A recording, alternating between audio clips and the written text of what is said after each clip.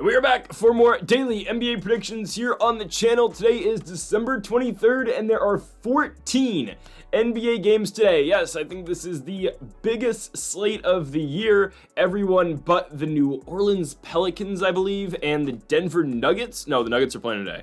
It's the Pelicans and someone else isn't playing. The Sacramento Kings, because they played back-to-back games. Yes, so everyone but the Pels and the Kings are playing today. I mean, you know, those are two easy fade teams, so unfortunately we will not get to pick against the Pelicans and the Kings today, but every other team in the association plays, and we're going to pick every single game in today's video. And folks, if you have not yet, though, make sure to hit that subscribe button down below for some more daily NBA predictions. Again, earlier today and an hour ago, we posted our daily college basketball best bets on the channel as well, so go make sure to check that video out after you are done watching this one. There is no college basketball, nor is there any NBA action tomorrow on Christmas Eve, so instead we'll be posting our weekly college football and NFL predictions tomorrow. So again, I know there no basketball tomorrow, but we will still have our weekly predictions going up, both of them tomorrow, with the college football video in the morning and the NFL video sometime in the evening. All right, let's now get on to the first of the 14 games today. And folks, make sure to hit that subscribe button down below again for more daily NBA predictions. We start things off here with the Charlotte Hornets and the Houston Rockets. Again, there is a lot of basketball today, so I'm going to go through every game a little bit quicker than I normally would, just because,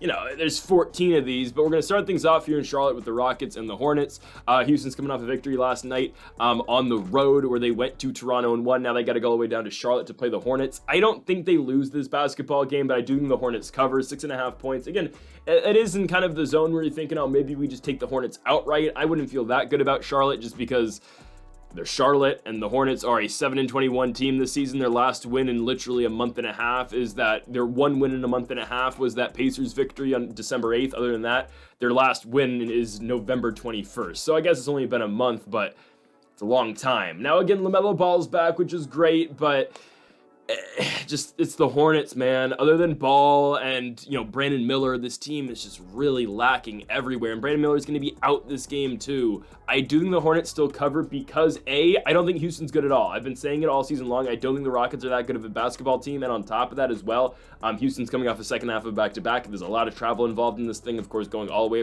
from Toronto down to Charlotte, North Carolina. Regardless, I do still think they win the game, but I do think Charlotte can cover.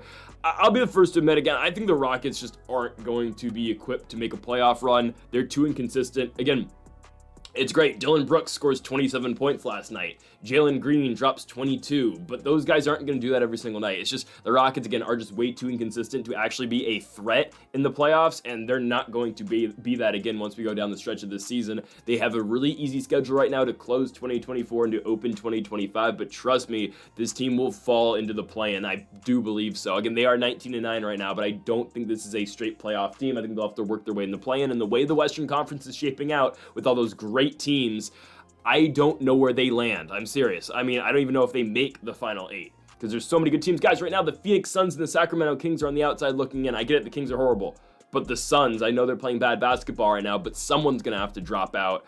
Rockets, Warriors, Clippers, Spurs, I don't know. We'll see. Again, of course, the Suns and the Kings on the outside looking in. We will see down the stretch of the season. For this particular game, though, give me the Rockets to win. I think the Charlotte Hornets do cover, but I don't love it. I would stay away, personally. I'd stay away. There's so many games today. This one, there's a lot of moving pieces. So give me Houston, but again, I'd stay away. Next up, we go to Cleveland. We've got the Cleveland Cavaliers taking on the Utah Jazz. We've got some huge lines today. Now, this game with the best team in the Eastern Conference and a game later with the best team in the Western Conference will have the largest spreads of this slate today, and we'll just say it right now, the Oklahoma City Thunder and the Washington Wizards is the largest margin or the largest spread any team has gotten so far this NBA season, which makes sense considering the two teams involved. Obviously, the Wizards being the worst team in the NBA and the Thunder being the best team, but we'll get to that in about, 8 games because we've got a while. First up, though, the Jazz and the Cavs. Give me the Cavs to cover the 14.5 points here. Utah is just still not good. I don't know why, guys, when you look at the Utah Jazz's ESPN page, I'll show you this real quick. Just get a load of this, right? You look at the Utah Jazz's page here. Why is their number one thing John Wall's best moments from the 2022-2023 NBA season? It's a team on a 2-game winning streak, by the way. Lauri Markkanen scores 21 points to lead the Jazz to a 105-94 victory over the Nets. But why is the top thing John Wall's highlights? John Wall's not in the NBA anymore. Confused. Regardless, give me the Cavaliers. Now, again, Utah has stacked together back-to-back victories on the road in Brooklyn and in Detroit. It's been a very long road trip for them. Maybe they went. No, they definitely did not go back to Utah. They've been on the road since the 19th. I mean, again, they will return. Actually, no, they stay on the road. They go to Portland on the 26th. I assume they're going to go. Yeah, they have to go back to Utah, and then they'll go back up to Portland on the 26th. But right now, this is a Jazz team that's been on a very long road trip. This is the end of it before they get to go back home for Christmas. And they're playing one of the best teams in the NBA. That's why this line is so large. That's why the Cavaliers are getting 14.5 points in this game. They should cover it fairly easily. Again, you look at what the Cavs have been able to do recently, right? Against better teams than the Jazz, obviously. They beat the 76ers by 27 points. They beat the Bucks by 23 points. They beat the Nets by 29 points. And that's just in their last 3 victories. The Cavs, again, are the best team in the Eastern Conference. You can make the case they're the best team in the NBA. On any given night, though, I would probably take the Oklahoma City Thunder to beat them, but that's neither here or there. We will get to that discussion if these two teams meet down the line in the NBA Finals. I don't think so. But regardless, give me the Cavaliers to win this basketball game. They will cover the 14.5 points as well against the Utah Jazz. Next up, we move on to Orlando, Florida, where we've got the Orlando Magic taking on the Boston Celtics. Give me Boston to win, but with them getting 9.5 points in the road, I do like the Magic to cover that. The problem with the Magic is, though, they just can't stay healthy right now. Again, torn obliques for their 2 best players in Paolo Banchero and Franz Wagner. Banchero suffered that injury in the 3rd week of the NBA season, and there's still no, return date for him yet. And again, Franz Wagner just suffered the same injury, 2 weeks ago? And now you add Mo Wagner to that list. Now, no torn oblique for Wagner, and you're kind of hoping if you're the Magic, it would have been a torn oblique because he's out with a torn ACL for the rest of the season. Gary Harris is injured this game. He's not playing, and Jalen Suggs is a game-time decision as well. Regardless of all of that, the Magic have still found ways to remain semi-competitive, which you got to give them credit. Again, once they get their star players back, my goodness, again, that victory they had against the Miami Heat, it's always somebody steps up for Orlando. Again, first it was Franz Wagner. Then it's, again, Jalen Suggs. Then it's Goga Patadze. Now, or Anthony Black's done it before, the Miami game and that huge comeback where they limited the Heat to 9 points in the 4th quarter. It was 8 points in the 4th quarter. It was Cole Anthony with 35 points in that basketball game, leading the huge comeback and propelling the Orlando Magic to victory. Someone always steps up for the Magic. Hell, they covered against OKC when they played them on the 19th. Someone steps up for the Magic. In that game, it was Anthony Black. Right? It's just someone's always going to, again, show up for this Magic squad. They are a very good core. I think, again, once we get into the postseason and all their guys come back, I know Mo's going to be out for the year, but when Franz and Banchero come back and we're hoping and we're thinking they land a guy like De'Aaron Fox, I'm serious the Orlando Magic might be able to make a run in the Eastern Conference. I don't know, again, it will really be only the 2nd year of this young core being in the postseason, but still, and again, can Paolo Banchero and Franz Wagner win an Eastern Conference? I don't know.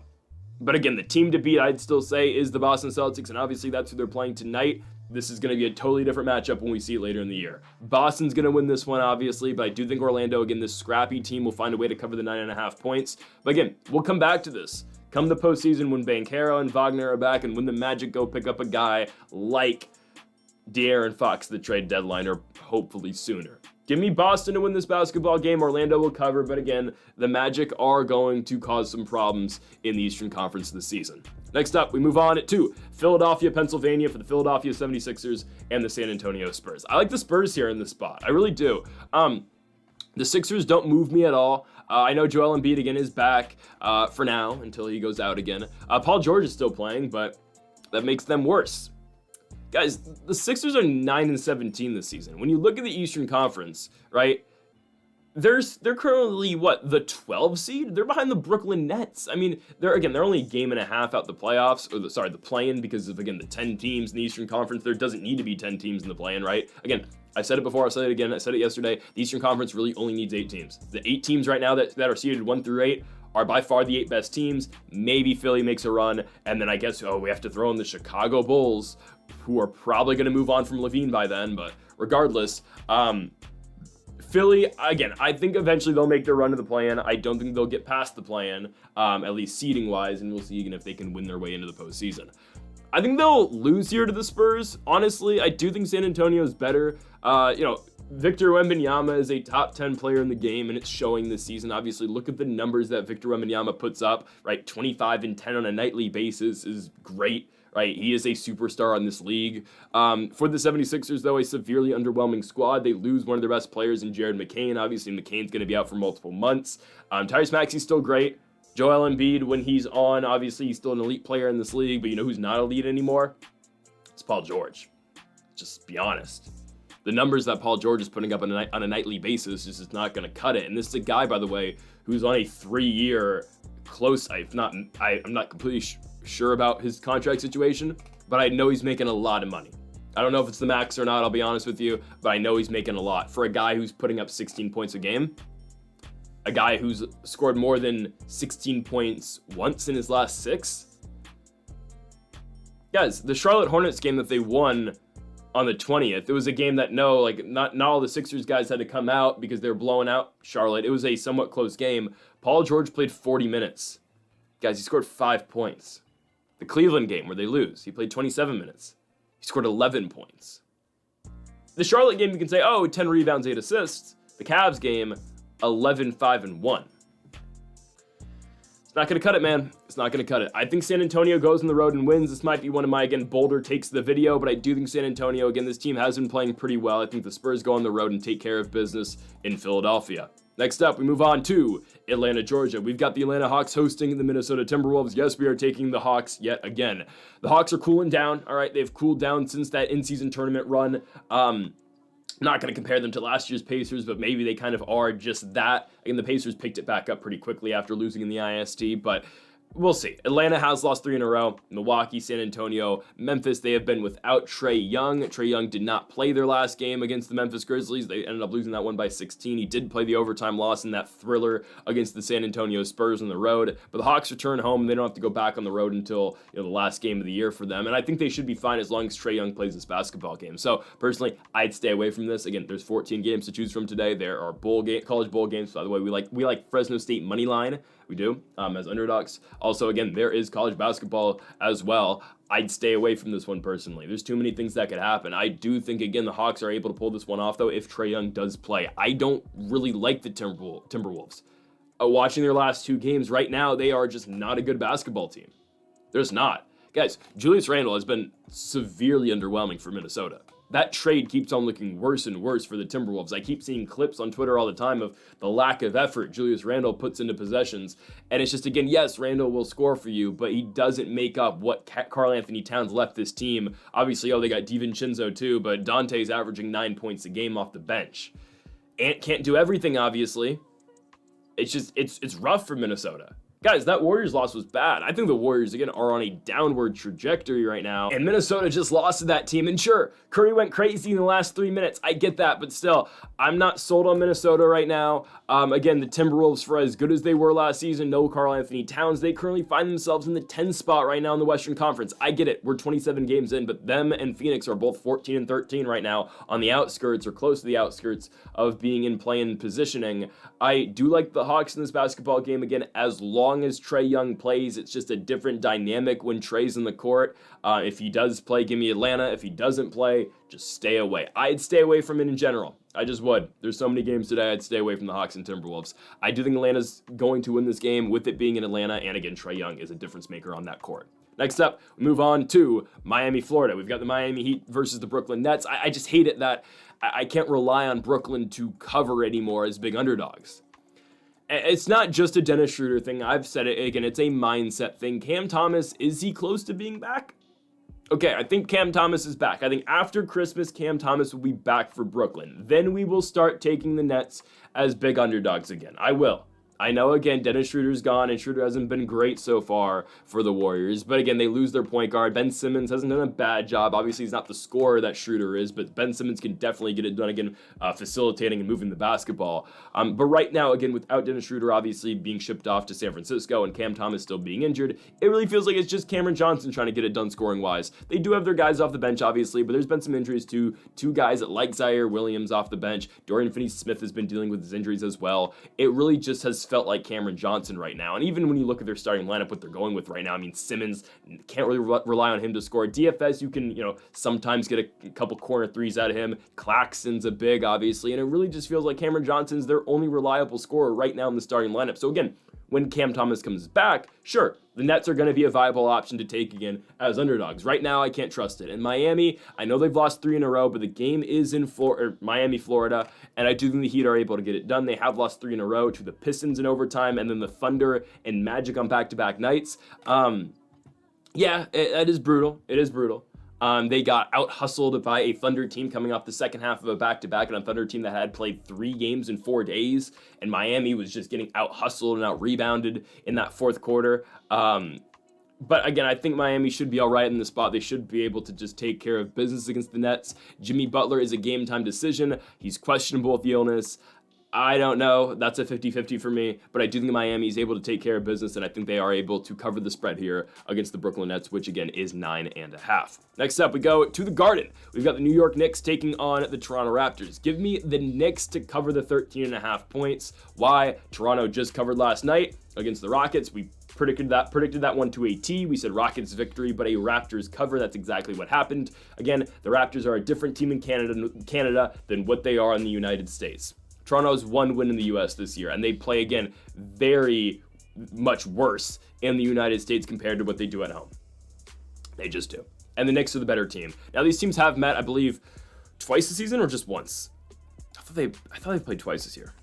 I guess only once. It was that game before the Knicks played the Hawks and their in-season tournament game. The Knicks beat the Raptors by 5 points. That game was in Toronto, though. It's a whole other deal again when this game's back in the United States. The Knicks are the better team, obviously. Toronto's coming off now, 7 losses in a row. That's brutal. They have been playing good teams, but the Knicks are a good team as well. I do think New York gets it done. They're an 18-10 team. They've won 3 in a row after the Magic. They beat the Magic, then they beat the Minnesota Timberwolves, and they went on the road yesterday to New Orleans and won, which is fine. Again, I know both these teams are coming off back-to-backs, but the back-to-back for the Raptors and Knicks, that's going to hurt the Raptors much more than it will New York. Just because, again, New York's got better guys. They have better depth. You can rely on some of these bench guys to have better nights for the Knicks than the bench players for Toronto, who just played yesterday as well. And again, the Knicks are one of the best teams in the Eastern Conference, and the Raptors have the second worst record in the East. So give me the Knicks to win the basketball game. Currently, again, the number 3 seed in the Eastern Conference. I think the Knicks get it done at home here against the Toronto Raptors. Next up, we move on to Chicago, Illinois. You get some of the closest odds you're going to find today between the Chicago Bulls and the Milwaukee Bucks, and we like the Bucks on the road. It is somewhat of a tough pick again with Damian Lillard being out of this basketball game. I'm pretty confident. I'm pretty sure that Dame is not playing. So hence, again, Milwaukee -1.5. But Giannis should be back. Obviously, Giannis did not play the Wizards game. They were without, again, Giannis and Damian Lillard in the Washington game, and they were still able to beat the Wizards by 11 points and cover the 9.5 points they were getting in that basketball game. Giannis is questionable. I think he'll play. I think he will. But the Bucks do play on Christmas, though, right? They have to. They're the Bucks. They don't play on Christmas. Wow. Yeah, the Sixers aren't Christmas, but the Bucks aren't. That's crazy. Milwaukee plays on Thursday at home against the Brooklyn Nets. Okay, yeah. With the Bucks not playing on Christmas, I would expect Giannis to give it a go.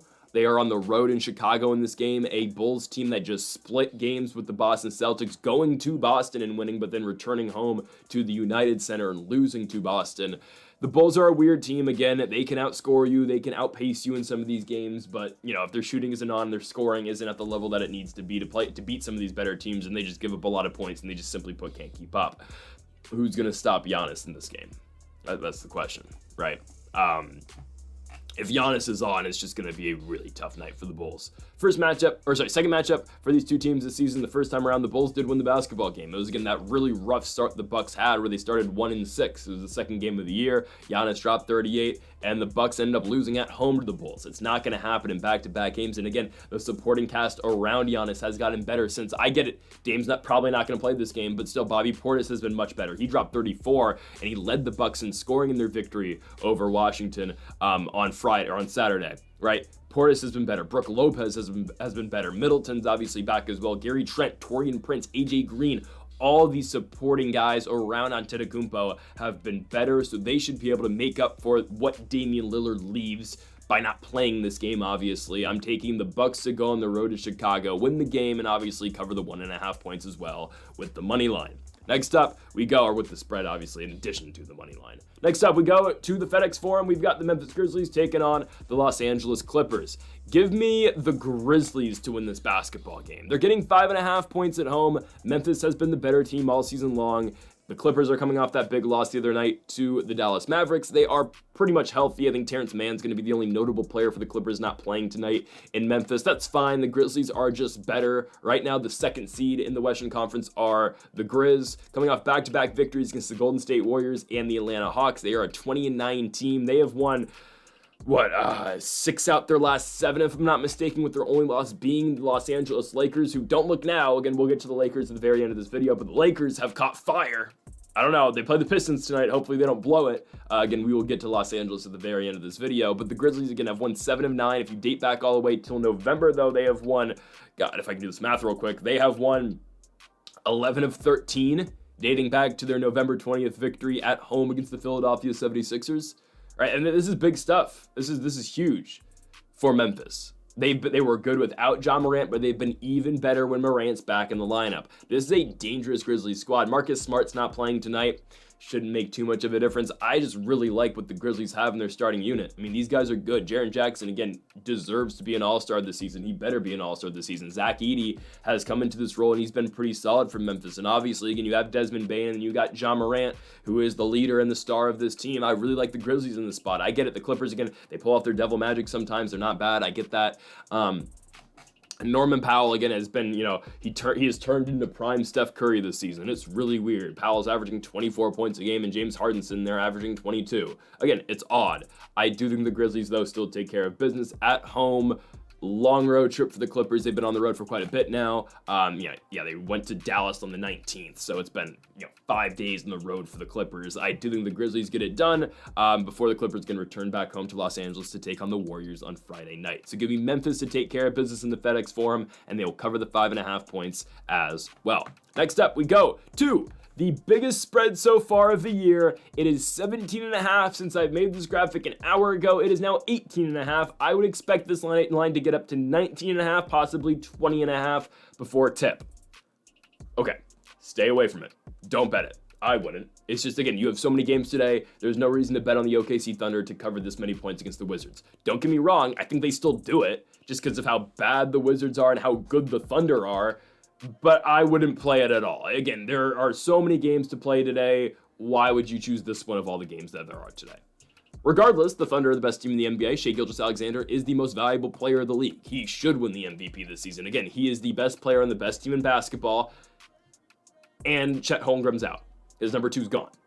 He is the only all-star on this team. I know what you're thinking. Oh, is Jalen Williams an all-star? Possibly, but no. Shai's the only real star right now playing for this Thunder squad. And obviously, again, the big headline coming out of Sunday was that Alex Caruso got that huge 4-year, $81 million extension for the Oklahoma City Thunder. Big stuff. Again, that's a guy the Lakers said, you know what, we're going to get rid of him because we're going to keep on to THT, Talen Horton-Tucker.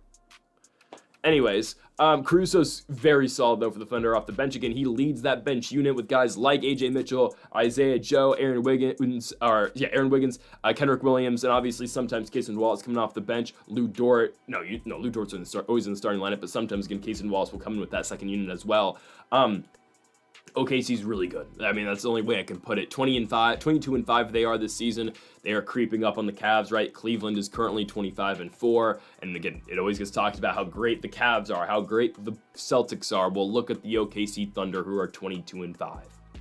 The best team in the league. It's by far the best team in the NBA. They're taking on the Wizards, who just won a game a couple games ago, right? They lost to the Bucks in Milwaukee, but then before that, they were able to win at home at the Capital One Arena, which is apparently getting really big renovations. By the way, DC, I mean, we're renovating everything, right? We're renovating RFK Stadium, we're renovating the Wizards Stadium or the Wizards Arena. Everything's going on. Is Nats Park gonna get a renovation? Probably not. But hey, the Nationals got Nathaniel Lau. Just saying.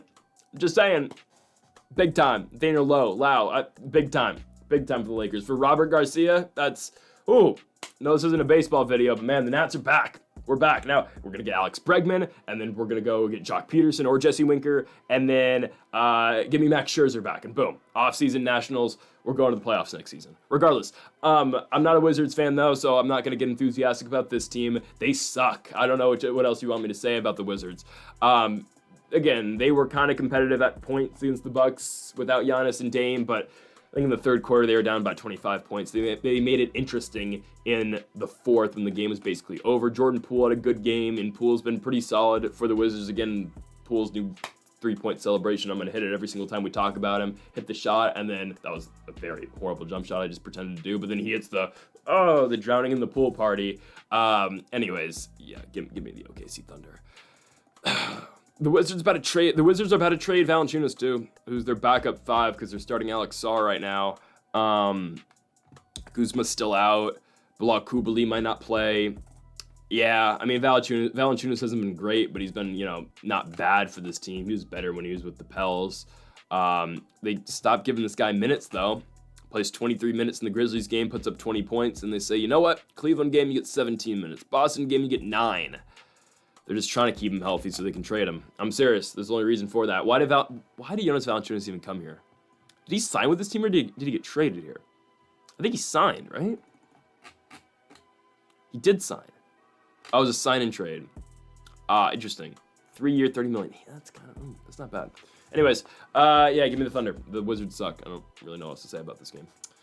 Next up, again, biggest spread of the year so far, but give me the OKC Thunder, who are minus 3,000 favorites. Wow. Let's go to Dallas. We've got the Dallas Mavericks taking on the Portland Trailblazers. Again, another poverty basketball team. They are the Portland Trailblazers. Now, again, I know, they beat the Nuggets the other night. Oh, great.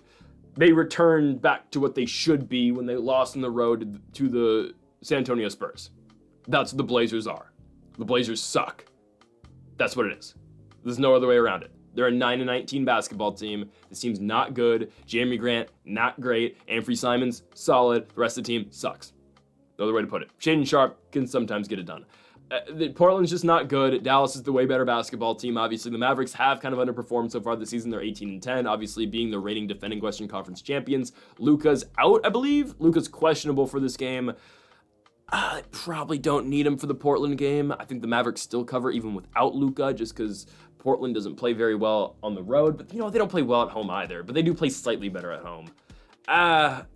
Give me Dallas. I'm waiting for the day I'm actually going to pick the Blazers because I kind of want to ban them.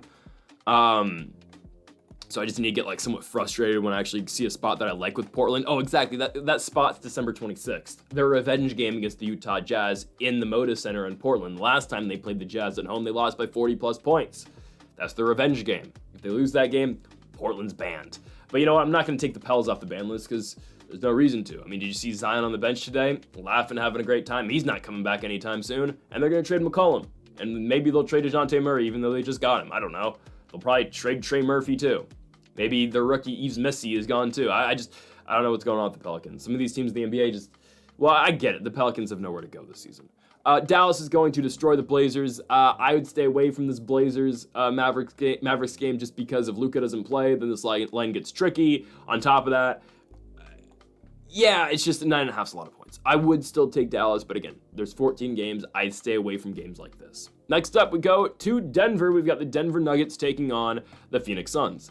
This is the game between two teams that have just been severely underwhelming this season, and that's kind of been most of the Western Conference, right? Because you see teams like the Grizzlies and the Rockets overperforming to start the season. Hell, even the Warriors, who I know have a worse record than the Nuggets, but still, that's a team that's been overperforming this season. Nobody thought the Warriors were going to be this good this year, right? Well, trust me, I'll get to the Warriors in a second.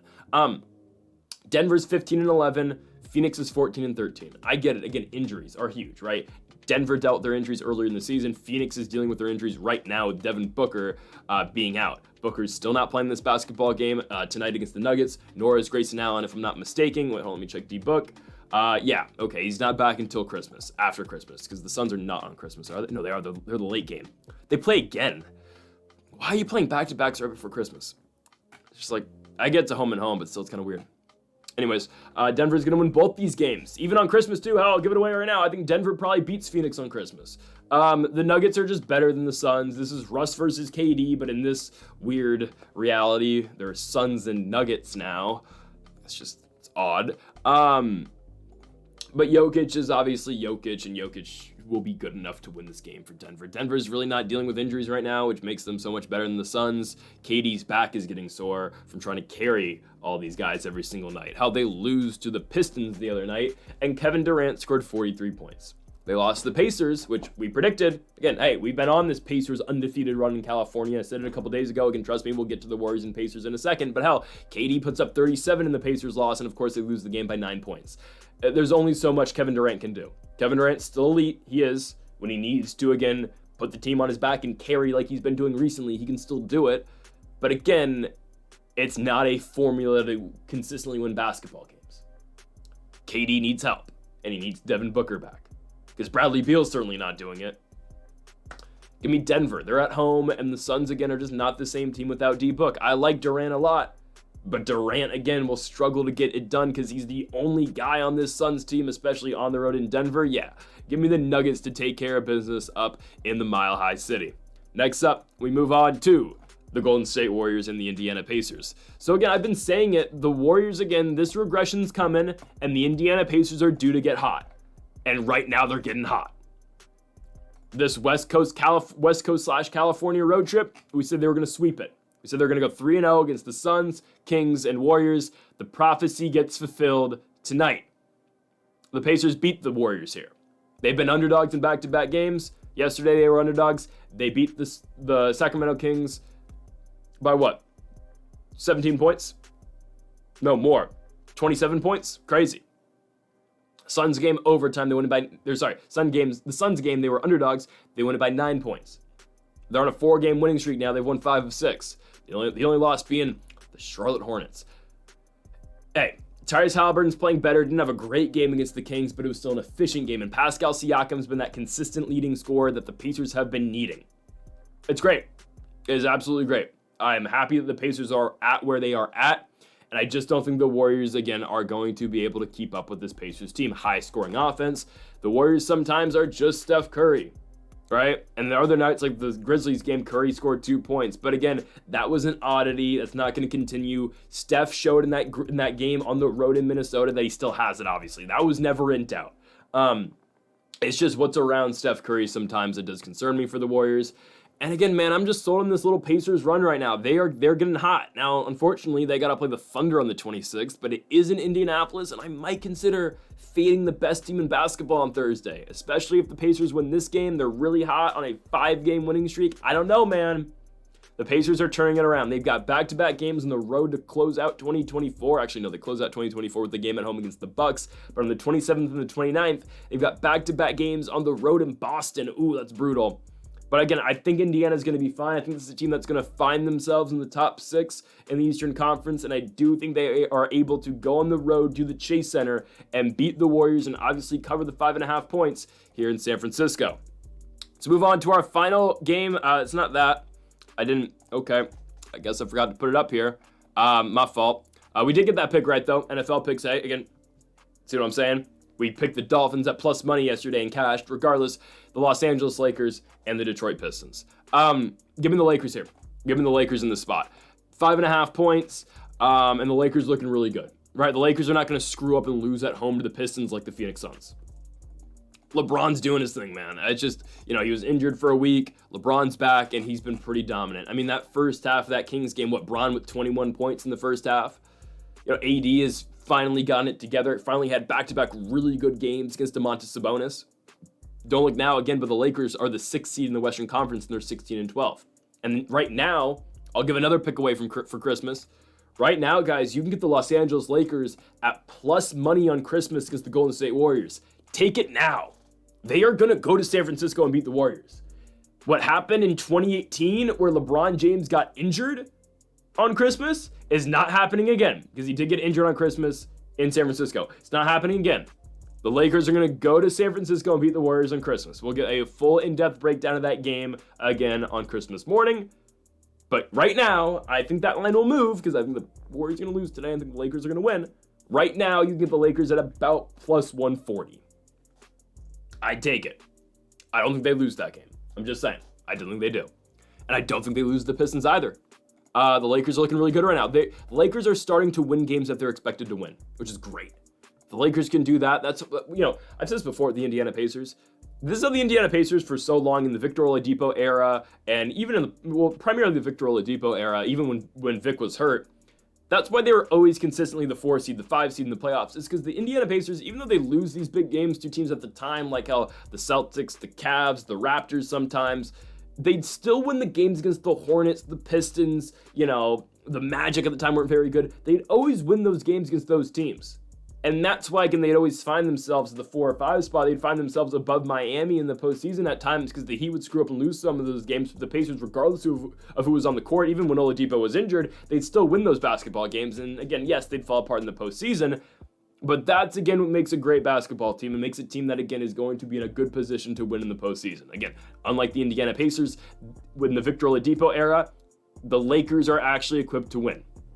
And trust me, if Vic never got hurt, Oladipo would still be a superstar in this league. It really sucks Oladipo's injuries. It just pains me, man. I still want to see him on this Lakers team. It's not going to happen, but give me the Lakers to take care of business here against the Detroit Pistons. LeBron James is playing elite basketball. Anthony Davis has been better.